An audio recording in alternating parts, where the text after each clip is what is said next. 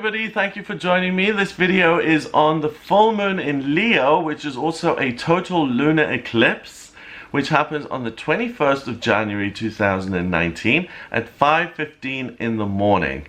Now, these events are really significant. A full moon in itself is important because that's when the moon reaches its completion point and it kind of lets go of its energy and it showers us with its energy. But eclipses interrupt this energy and they make it last for about 6 months. So it's really significant and important. Have a look at the videos that I made for each sign of the zodiac for 2019. So Aries 2019, Taurus 2019, Pisces 2019. I go a lot into detail about these eclipses and what houses these eclipses fall into for your specific sign. Because the way astrology works is you've got the planet, which is the energy, then the sign it's in is how that energy is expressed, and the house is what area of your life it's expressed in. So if you watch the video for Leo 2019, I run down all of the eclipses that happened this year, and it's a heavy kind of eclipsey year, and it tells you exactly what houses this happens in, so you'll know what area of your life this 6 month long energy is going to last for, which is useful to know because the full moon in Leo is really fiery and positive and enthusiastic. If that happens in your second house of money, then it's good news for you financially. So check that out. Now, the other thing about this is that it's a full moon in Leo. It's a super moon, so it's much bigger than a regular moon. And if you look at the wheel next to me, the astrology chart, each house is 30 degrees. So whenever anything is at 0 degrees, you get the quintessential nature of that planet. It comes through much more clearly. It's not affected by anything else. You get the true nature of it. And what's interesting about 2019 is that the first 3 full moons are at 0 degrees. So it's really about clarity and focus and getting really powerful energy in. And 2019 up until now has felt very on point. Things have been sharp. Things have been really full on, if you know what I mean. Really intense and really not black and white, not grayish, but super black and white. And a lot of things have just reached a completion point, but there hasn't been a lot of confusion and here and there. It's really about making a decision and becoming decisive. So the full moon eclipse here, first of all, the sun is in Aquarius at 0 degrees and it illuminates this full moon in Leo at 0 degrees. So the sun in Aquarius, happy birthday Aquarius, by the way. This is your time. And the sun in Aquarius is focused on being of service to humanity. It's looking at the future. It looks at how things can be made better for everyone globally. It asks, how can I be of service? It's intelligent, it wants to learn, it's interested in technical things, and it's really about humanity as a whole. So that kind of energy illuminates the moon, and the moon is the most sensitive part of who we are. So it's often seen as the mother. The moon rules Cancer. So when the moon is in Cancer, it's very maternal, it's very loving, it's very kind of, you know, cradling a baby in your arms kind of thing. But when the moon is in Leo, your inner child or the way you feel internally is like, yay, I want to have fun. I'm a lion. I want to roar. I want to explore and run fast, and I want to use my power, and I want to flex my muscles, and I want to stretch, and I want to communicate with other people, and I want to be passionate and fiery and full of life and full of joy, and kids are fun, and being around family is something that's joyful and illuminating. Leo is ruled by the sun, and the sun is the center of our solar system. It's the most important thing in the astrology. It represents your identity, and it rules Leo. So Leo is the sign that is most focused on personal confidence, and this is my identity, and I love myself, and this is what I enjoy doing, and this is not something that I have to explain or compromise. This is just me, pure and simple, and I'm in a good mood, and I'm optimistic, and I'm enthusiastic and hopeful about the future. And because the moon is at 0 degrees here, we really get this quintessential, beautiful Leo energy, which is really fun to be in. It can be used to also destroy things that are negative in your life. So if you've been stuck in a situation work-wise where you've been exploited, or relationship-wise, or you're in a situation that's become dull, and you've kind of rationalized it and said, well, at least it's consistent, you know what the economy is like and all of that stuff, and you haven't had the kind of motivation to push yourself out of that, Leo is fire. It burns brightly. It can really burn your way out of something that no longer works and reduce it to ashes so that you can build something new. So there's something of, you know, the phoenix rising from the ashes in Leo, because both of them are ruled by fire. And if you look at this big lion with the mane, you know, he's not gonna tolerate things that bore him. He's gonna gallop towards things that are exciting and it's like a lion, you know, like proper energy. It doesn't get it's predatory, it's passionate, it's dangerous, it's living on the edge. So this is a really fun eclipse that's gonna really fill you with exuberance and that fiery energy, and it lasts for 6 months because it's interrupted.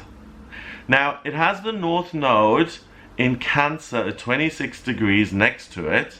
So whenever a moon is on the North Node, it's about pulling energy in. When it's on the South Node, it's about releasing things. So this energy is going to be strong for the next 6 months, but what's also going to be pulled in is even more power, because the North Node is at 26 degrees. 2 and 6 is 8 in numerology, and 8 is power in numerology. And it pulls in Cancer energy as well. So it's fun and love and rar and children and taking care of and being part of a family. And it's right next to the moon. And remember, I said the moon rules Cancer, so it's the mother. So think of it then as a lioness who would do anything to protect her children. So this is great for people who are trying to express themselves, but also people who really want to be close to their children and to really make the most out of the family unit and to enjoy that and to get the most love you can get out of it. Now the moon forms several relationships with other planets. The most obvious that you can see is this big red square in the chart, and that's called a grand cross. And that's something that gives you a lot of energy, but it tends to overwhelm you, and it makes you look at so many things and you try and solve all of your life problems at once. It's too much almost. So during grand crosses, you feel pushed and pulled in lots of different directions, and you have to kind of keep things simple. So first of all, for the moon, full moon in Leo forms a square with Pallas Athena, which is like the female version of Mars, the warrior goddess that wins through opening people's eyes and changing their perspective and educating them. That squares then with Mercury and the South Node in Capricorn and the Sun in Aquarius. So Mercury is the communication planet. At 25 degrees in Capricorn, it's very creative and it works very hard. And the final square then is with Uranus at 28 degrees in Aries. 2 and 8 is 10. That reduces to 1 in numerology. And 1 in numerology is like Aries in astrology. 1. First, the first sign of the zodiac. The person who goes first because they push their way through first. Aries is ruled by Mars, remember. And Aries is all about breaking through obstacles so that you can move ahead. So this Grand Cross gives you the energy of, I want to be this big lion and exciting, and I want to express my power, and I want to have fun, and I want to create, and I want to also spend time with my children and be nurturing and loving and be the best parent I can be. I also want to educate and create beautiful things with Pallas Athena in Libra. So I want to teach and write and paint and just be the best me I can be. Mercury heightens that because it's at 27 degrees, not 27 degrees, 25 degrees, which is 7, which is mind and creativity. So I want to express myself in a way that's articulate and creative and beautiful, and I want to take my ideas and capture them through work. So I want to paint and I want to splash the paint all over the canvas, and I really want to make a big impression. And then with Uranus, I want to do it all by myself, and I want to be eccentric, and I want to present something that's totally new and unexpected and miraculous. So that's a lot of great energy, but it's a lot of pressure to put on yourself as well. Like, what if you're ill? Or what if you're, if you're working 80-hour weeks in a job that you dislike? When are you going to be able to do all of this fiery, fun stuff? So take things one step at a time. Give yourself a break. This is wonderful energy, and it lasts for 6 months. So you don't need to figure it all out at once.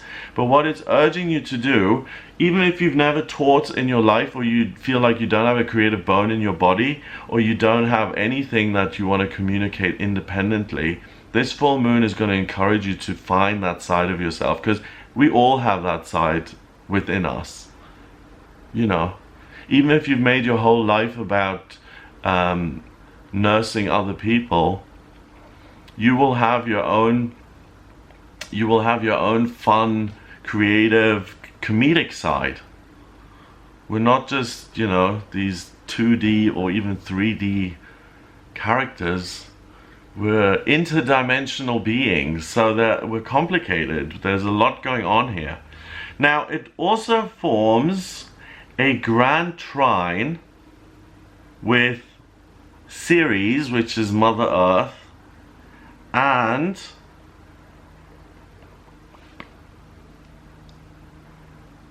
Chiron in Pisces, and the moon in Leo, and that north node in Cancer. Okay, so that is a grand trine in water. It connects the north node in Cancer. It connects Ceres at 28 degrees in Scorpio, and Chiron at 28 degrees in Pisces. So we've got loads of 28 degrees in this chart. Uranus, Chiron, Ceres. What else? Yeah, I mean, that's enough. And they all turn into 1. So 1 is about independence. It's about Aries. It's about pushing things through by yourself. It's about saying, I do, I think, I create, therefore things will happen. So this grand trine gives you a great talent to really ask yourself, what is it that my hopes and dreams are? How do I heal past disappointments and take care of myself and shine brightly, so that I can fulfill my life purpose and my dreams and really get in touch with yourself? So that's beautiful. So all you need to do is close your eyes, and this grand trine, being a talent, it will allow you to see, wow, this is my ultimate hope and goal and desire and dream that I want to fulfill. I do want to be a world-renowned painter. Never realized that. Wow, now I know I can do something about it. There's another grand trine in the chart, Doesn't involve the moon, but it's in there. It connects the descendant and the part of fortune, which is in Gemini, with the midheaven in Libra, and Black Moon Lilith in Aquarius. That's another talent. This one is in air. That's about thinking and communication. So I want to download spiritual information that I can communicate, and communicate in a beautiful, articulate, creative way that's going to be of service to humanity. But the only way you're going to be able to express this is if you have some sort of spiritual connection in place, because Black Moon Lilith is going to try and prevent you from expressing humanitarian ideas by saying, you're just making this up, this isn't going to help, and everyone knows this anyway. Jupiter and Venus are in Sagittarius. So Jupiter rules Sagittarius, so that benefits all of us anyway, because Jupiter, the lucky planet, is in the sign that it rules. So it allows us to gallop off into the higher realms and to discover abstract notions, things that are unmanifest. Venus, the planet of love, beauty, and creativity, is at 14 degrees, so that's 5, freedom, in Sagittarius. So she's on the back of a centaur, galloping off into the higher realms, exploring things that she loves. So all of these things, give yourself permission to have fun. Give yourself permission to explore the higher realms, to astral travel, to project yourself into the unknown, to go on an adventure, to do something that's going to make you grow as an individual. It's an amazing chance to kind of get in touch with your inner child. It's also, it feels very like I don't have to be responsible and the adult all the time. I can get back in touch with my inner child. You know, like the Sun card in the tarot, which has a child on a white pony with its arms outstretched with the sun shining in the background. It's like, I have it within me to just enjoy being alive and feeling the sunshine on my skin and galloping and exploring a wonderful hidden forest with magical creatures who live there. And you know, use your imagination and have fun and love life.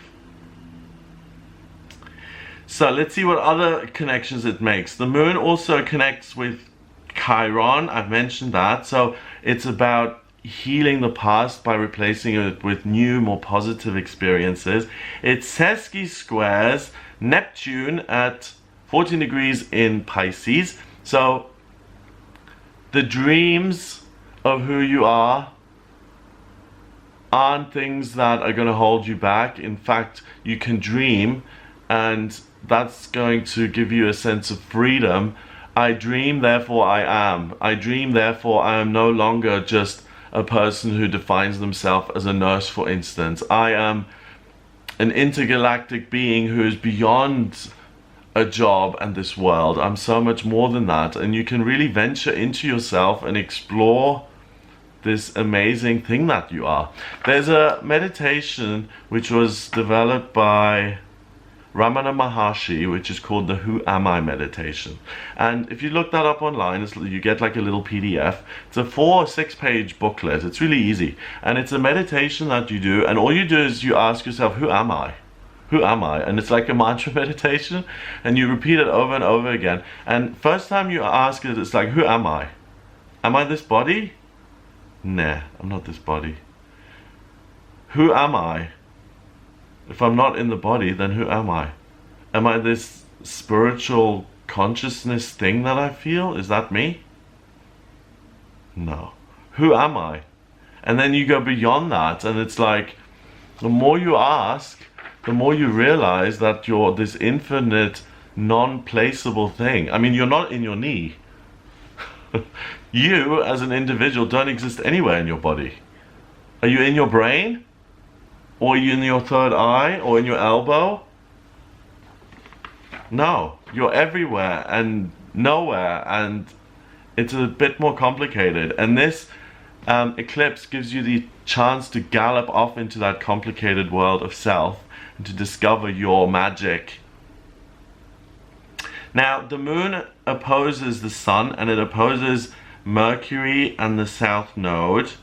So the Mercury is very serious in Capricorn, but it's also creative. So the moon brings out the creative side of Mercury, not the serious side. So you're not going to feel obligated to work so hard.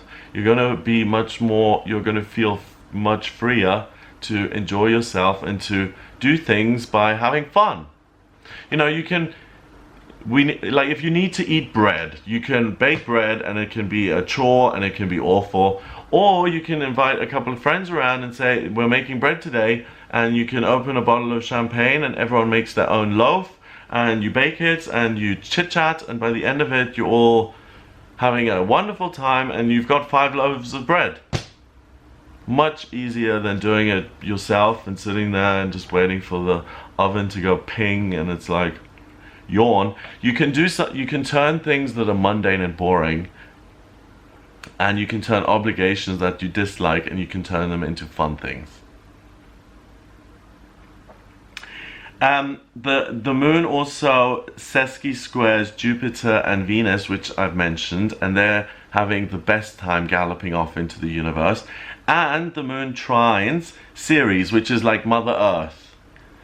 28 degrees in Scorpio, so Mother Earth, if you take the initiative to emotionally connect with the earth, with the mother that feeds you, that nurtures you.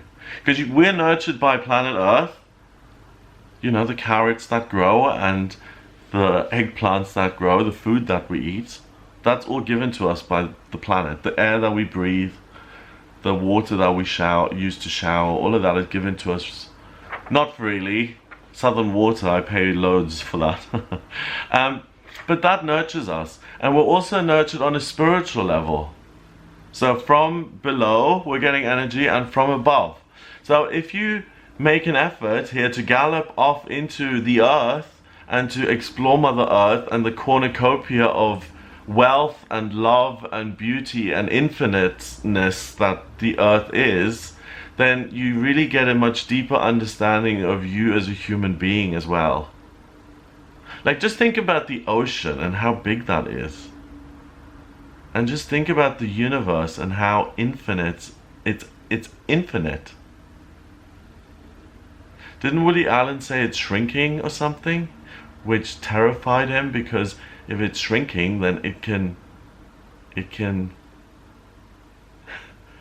also get bigger. It's totally out of our control. It's completely beyond us, and that's what I mean with all of this.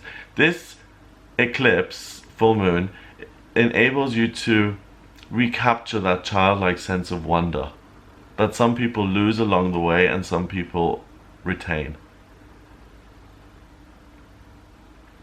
But the biggest thing, or the only thing that really isn't affected by this full moon, are Saturn and Pluto, and they're both really serious. Saturn is about, this is your purpose, okay? This is what you're meant to do work-wise for stability and financial security. And Pluto, 21 degrees in Capricorn, it's like, it's your responsibility to work and to communicate, to transform the way you think. Serious.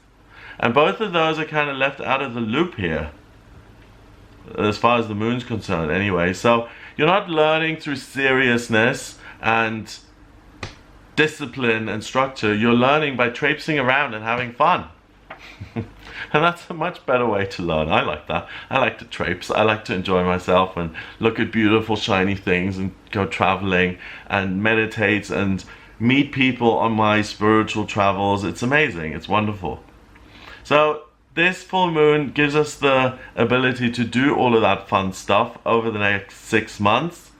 It also gives us the ability to take care of ourselves more and to realize that we're special and that we matter and that the people around us are amazing and special and worth taking care of as well. Nice! So I'm just looking at if I've missed anything here. Just tilting my head around a little bit. Nope, I don't think so. Just that big grand cross. Just remember that big red square in the chart.